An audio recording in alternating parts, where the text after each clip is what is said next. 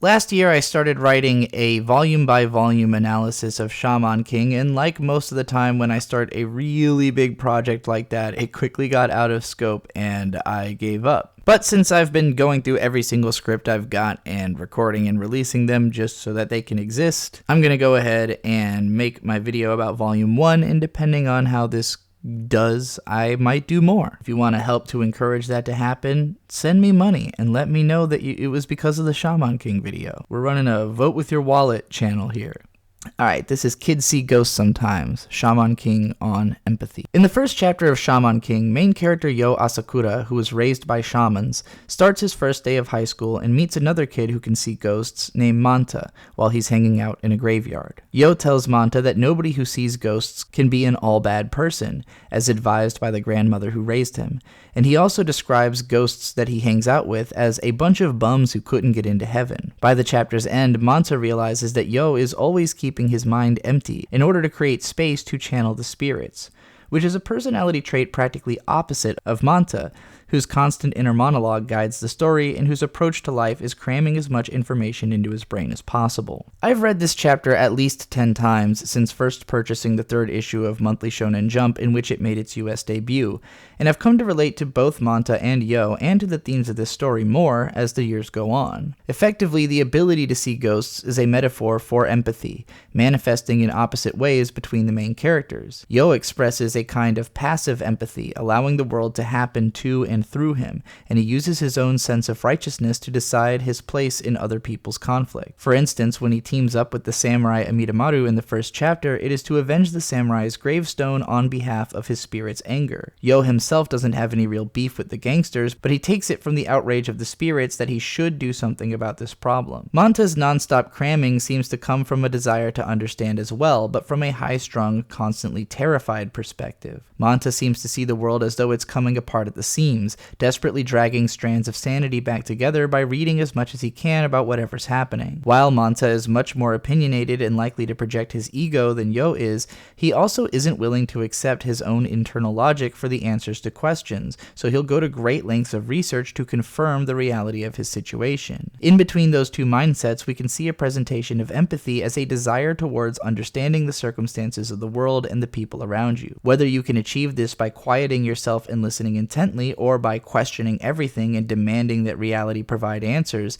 the intention of understanding things for the sake of a smoother experience in communicating and managing expectations of reality remains. Empathy is innate to most human personalities, but also has its limits, especially when it comes to anything which makes people feel threatened. Even though ghosts are supposed to be the spirits of once living people, they are considered scary by most people thanks to the idea that they must be restless, potentially violent spirits incapable of achieving peace after life. In the same sense that the average person cannot literally see ghosts in Shaman King, it is also normal to avoid people and situations that make you uncomfortable, and to turn a blind eye to as much of the darkness of humanity as possible. The more you turn away, though, the less you're capable of understanding and empathizing with the things that you fear, and that multiplies the fear as you come to regard those things as other from yourself and your comforts. Manta is a lot more hesitant about involving himself in or with anything dangerous, which is why he isn't a shaman, but he is curious enough to research people and to try to find a path towards understanding with them, which is why he can see ghosts. Yo, on the other hand, assumes that there is a deeper reasoning behind everyone's behavior and judges them not on their reputation, but on the personal vibe that he gets from being around them. This is especially made clear in the second chapter when Manta cautions Yo against teaming up with Amidamaru, nicknamed the Fiend, for all the men that he murdered, and Yo assures him that there must be goodness in Amidamaru because of the warmth that he felt from channeling the samurai's spirit. In the first 2 chapters, the villains of Shaman King are empowered by social structures which dehumanize and destroy empathy. When the gangster teen from the first chapter smashed Amidamaru's gravestone, he complains about how there already isn't enough housing in Tokyo without making room for the dead. This guy is most likely the son of Yakuza who work in property acquisition and whose family is on a financial downturn compared to how things had been when he was little. After all, assuming this manga is set in 1998 when it started publication, he would have experienced half of his life during the 1980s economic bubble and then the second half during the 1990s Japanese housing market crash. Feeling that he deserves a place to be his own obnoxious self, he takes over a graveyard with his gang and starts calling it his happy place. but actually the spirits that still inhabit the graveyard are watching him with judgment. Religion is powerful in how it creates a sense of ever-present observation under which we are judged for our actions. God is always watching, and in more spiritual religions there is an ever-presence or aliveness outside of yourself which interacts with you always. It's hard to debate the intimate interconnectivity of all matter, and so there is grounds for all of this belief somewhere in the bowels of chaos and string theory, but rather than trying to make a scientific argument for considering yourself as one part of a greater whole, I think the benefits of empathy are mostly self-evident under observation. It isn't usually an absence of empathy which drives one to act in cruelty, but rather a selfishness that drives one to create a system of logic through which empathy can be ignored. A person who convinces themselves that there is an obvious reason not to be empathetic, and especially one who convinces others to turn on one another, will easily sidestep their instinct towards understanding in a gale of self-reassurance. For example, in the second chapter we learn of a feudal lord who, 600 years ago, was gifted a beautiful sword and the services of Amidamaru as a samurai and his friend Domeki as a blacksmith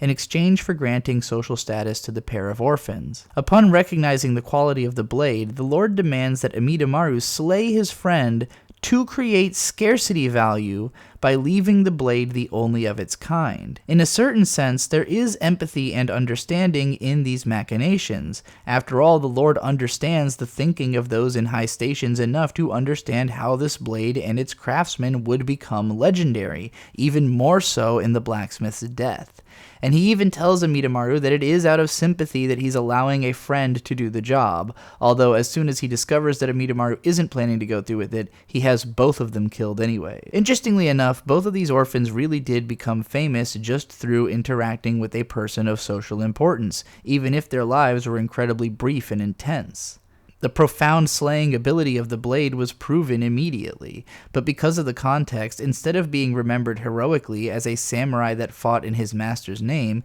Amidamaru is remembered as a fiendish berserk murderer.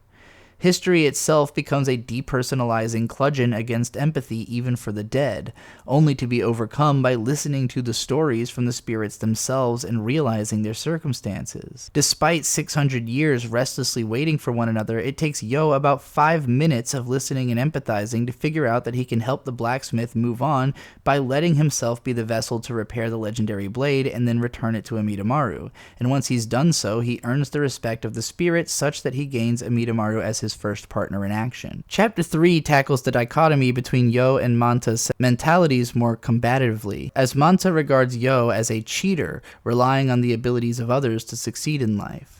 Manta, being more of a typical Japanese teen, is posed as the audience's surrogate character in this story, and so the story doesn't feel much of a need to explain his worldview because it's taken for granted as the normal way that Japanese teens act, in opposition to Yo's demeanor, which I would argue is more similar to the way that the average teenager acts in the United States, with Manta going beyond the level of nerd that he's presented as in Japan to like turbo nerd from a US perspective. Now, I was personally more of a Manta than a Yo when I had read this manga as a kid, but I also had long hair and I played with swords, and I saw more of the kind of person I wanted to be in Yo, and I remember even being shocked by just how laid back he was as an action protagonist even back then. Amidamaru worries that Manta doesn't appreciate what it takes to be a shaman, but Yo is understanding, having respect for the constant effort which Manta puts into bettering himself. In his own way, Yo is doing the same, as revealed through the chapter story about a fixated ghost which keeps dropping this billboard on people. When Amidamaru rescues Manta from the billboard and exposits about the functionality of fixated spirits, you can tell from his demeanor and word choices that he expects to need to slay this ghost,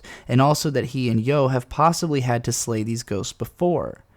Considering Yo's demeanor and his dedication to understanding, it's surprising at first to imagine that he would ever resort to violence, even knowing that it's possible there are some spirits which simply can't be reasoned with. However, when Yo actually arrives, he subverts Amidamaru's expectation by avoiding combat completely, having spent his whole day running around town and interviewing people to find out the true story of the ghost and how it could be reasoned with.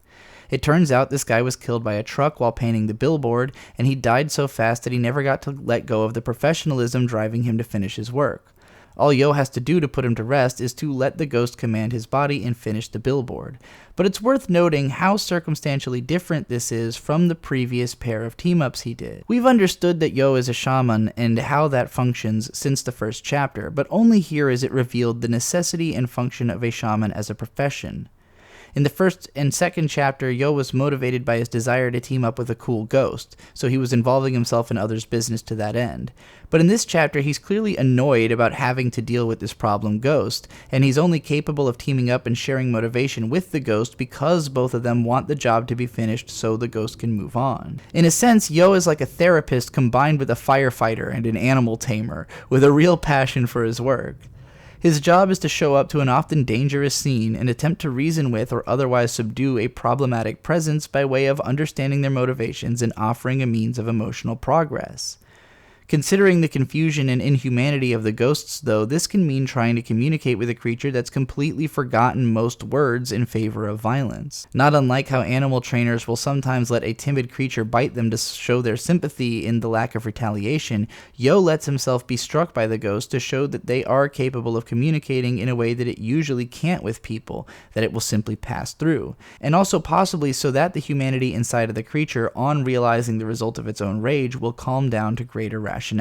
Again, in this chapter, the structure of society itself is the underlying true villain. I think it's worth noting how the billboard itself just reads "Guns Beer," which sounds like my kind of place, and also completely implausible in Japan or the US. And how the unreasonable placement of the billboard right above the sidewalk on Main Street is what led both to the death of the painter when he fell into the road and also to the danger to the pedestrians when the thing falls. The painter was just a guy overly dedicated to his work and who probably didn't really consider the danger he was being put in just to get that pointless, obtrusive, and dangerous job done. Chapter 4 is then a meditation on the way that empathy can be destroyed and repaired, and about the kind of person who rides the line between being sympathetic and hateable, which is the zone of this story's interest. It is easy enough to have empathy for people who make your life better, but it's a lot more difficult to maintain empathy for anyone that makes you uncomfortable or threatens your quality of life directly. Psycho-Pass was an anime entirely dedicated to the idea of finding the line between a person capable of being reasoned with enough to fit into society and a person who is beyond reason and must be eliminated to protect the greater whole.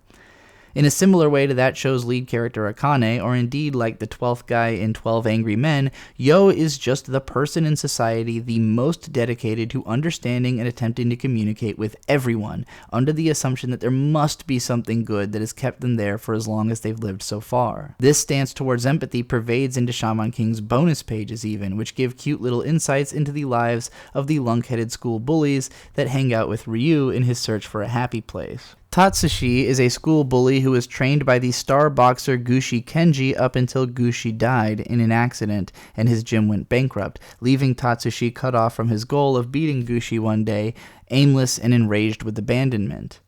This chapter really brings all the themes from the first three together, and even brings back the gang bully from chapter 1 to show the strength difference when Tatsushi beats him and all his friends out of the abandoned gym. I'm going to break that scene down in depth because I think it has a lot to say about the state of Japan in the 90s. When Ryu laments that he had just found his new happy place, Tatsuhi tells him there's nothing happy here and it's not your place. And then, once the beaten have fled, he describes Gushi's gym as a refuge for vermin, before punching Gushi's poster and ranting about how Gushi picked him up off the streets when he knew nothing but fighting and gave him a goal before cheating him in death and leaving his fists useless. I'm going to compare this to 90s Japan, of course, but after typing it out, I'm struck with how much it reminds me of Grave of the Fireflies and how that film analyzed the death of the former Japanese identity that came with the total crash of their culture in the fires of World War II, and also the feelings which pervade the United States population today. During periods of economic prosperity, it is the tendency of people to prepare as though things will continue improving. And so, when there is fluctuation or crash, it completely devastates the unprepared. When the only ones who are really capable of readying themselves for the crash are the rich and the highly educated, this means that anyone starting from a lower station might be undercut to a level below their starting point, like the gangster Ryu. However, Tatsushi's investment in boxing skill is not a waste like losing all your money in the housing crash. It is possible that Tatsushi will never receive as great training again as he received under Gushi, but he already had received such a lucky gift that to waste it would be the real shame, especially if his behavior is going to be exactly the same as the people that he describes as vermin. Yo, of course, teams up with Gushi's spirit to have a boxing match against Tatsushi and to inspire him back into the ring, but more interesting than the resolution of that arc is how Yo ended up running away from Gushi's ghost and giving up on boxing right afterwards. It seems obvious that the story of this manga will usually revolve around Yo convincing ghosts to team up with him, but I like that we establish up front how it's not always the ghost who isn't going to want to stay in that relationship. As much fun or as necessary as it can be to understand and communicate with others, it isn't anyone's job to be everyone's solution forever, and it's nice to see the limits of Yo's understanding and empathy when it comes to subjecting himself to physical pain in particular. Chapter 5, when it isn't explaining how spirits can use grave markers like Pokeballs, examines the line between empathy and recklessness more closely, and I swear I compared Yo to a firefighter before remembering that he literally runs into a burning building to save people in this story like a classic superhero. When Yo asks if Manta isn't worried about the fact that there's people in danger, Manta brilliantly responds, "People? I'm people!" Yo tries to soak himself in water and go running in anyways, but Amidamaru stops him, and when Yo asks if he wouldn't be sad if the children in the burning died, Amidamaru states selfishly that he would be even more sad if Yo died, prompting Yo to instruct his recently appointed Yojimbo to keep him alive because he's going in anyways. I mentioned before that it isn't anyone's job to be everyone's solution, but when you know that you can do something, there can also be an immorality in backing down and pretending not to hear the call of duty. While Amidamaru is only considering how it would be suicidal for Yo to run into the fire, Yo is confident enough in Amidamaru's skills and his readiness to protect Yo that he's got no question about going in with guts and rescuing the kids. It's worth noting as well how despite the seemingly impossible situation and the lack of a read on what's going on after Yo runs inside, Manta continues believing in and encouraging his friend from the outside. Also worth noting is the part where Yo is very nonchalant about the thought of Manta dying because he could simply integrate with Manta's spirit when it inevitably couldn't move on. Over the next 3 chapters, Yo gets into his first serious fight against a fellow shaman who aims to become the ruler of their kind, the titular Shaman King. Ren is a complete void of empathy, believing in the need for subjugation in order to accomplish anything. Before his defeat, he pleads with Yo, "Have you ever had a friend who did exactly what you told them?" implying the underlying experience which inspired his mentality towards others.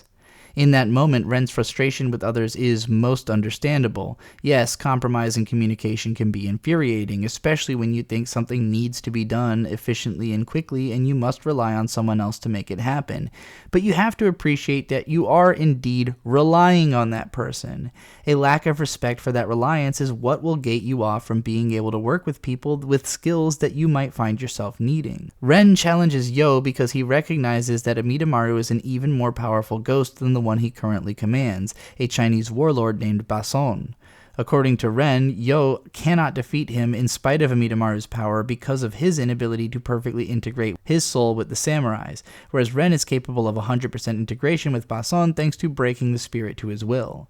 His plan is to outright murder Yo and take Amidamaru for himself. However, Yo astutely points out that Amidamaru would not have any connections left to the earth in the event of his own death, and would simply move on to the afterlife. What Ren doesn't understand is that the ability for Amidamaru to be combined with at all is purely dependent on his personal appreciation for Yo as a person, which compels him to remain on Earth even after his previous attachments were already resolved. Ren just sees a powerful spirit and wants it for himself, without understanding that the only kinds of spirits which would stick around to be used by him are naturally going to be weaker than spirits that are acting on their own will. To answer Ren's question of whether a friend has ever done exactly what he wanted, Yo simply replies, yes. After all, every time that he and Amidamaru both just want to kick someone's ass, Yo is able to give his body over entirely to Amidamaru's ability. I think Ren's absolute stance against the concept of friendship is extreme enough to make him the least relatable character so far, but I also think it makes him a solid villainous foil to Yo, and a kind of inevitable force he would have to have encountered thanks to the contest to become Shaman King. If anyone was going to be at the bottom of a global leaderboard, it would be those who don't know they're in a contest, and those who are really bad at it. Being like 13 years old, it's not weird that Yo and Ren are likely weaker compared to people that have been gunning for the proverbial throne for decades, but it also makes sense how each of their extreme mindsets, Yo's toward empathy and Ren's towards control, would put them at the top of their age group and inevitably draw them together. Whoever feels the need to crush every other challenger is going to be the person that finds the guy who isn't competing, and also whoever has the shittiest personality and outlook on authoritarianism who is likely to progress through any social system. Put simply, Ren is not charismatic enough to gather power to his side that would be necessary to become king, and so he is the very worst kind of absolutely pretentious small fry. Now, I've been talking about Ren from the perspective of an obvious first boss and lowest rung on the shaman ladder, but it's worth noting how he's introduced as someone who stands above and looks down on people, belittling normies for their lack of appreciation for the stars and for the way that they've polluted the world.